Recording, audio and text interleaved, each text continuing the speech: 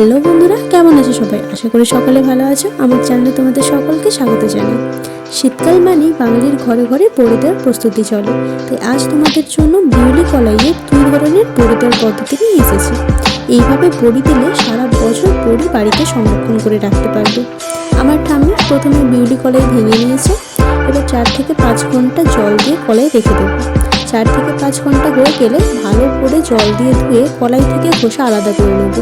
এবার একটি মিক্সিতে প্রথমে কলাই বেটে নেব ও পরে খোসাগুলো বেটে নেব।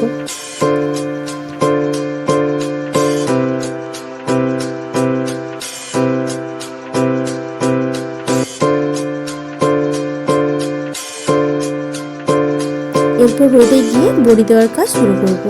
কলাই বাটাতে প্রথমে কাঁচা লঙ্কা বাটা, আদা বাটা ও গোটা জিরে দিয়ে ভালো করে মাখিয়ে নেব।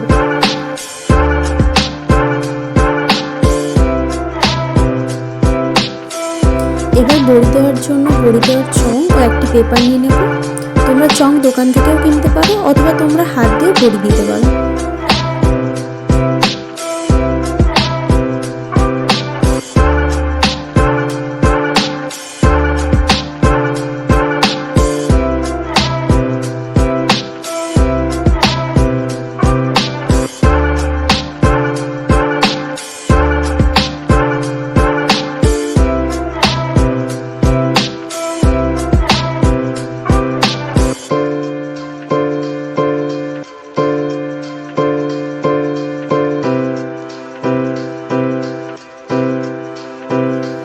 এইভাবে কলাইয়ের বড়ি দেওয়া হয়ে গেলে কলাইয়ের যে খোসা বাটা রেখেছিলাম, তো সেই খোসা বাটা হাত দিয়ে চেপে চেপে এইভাবে দিয়ে দিলে বড়ি দেওয়া আপনার সম্পূর্ণ হয়ে যাবে।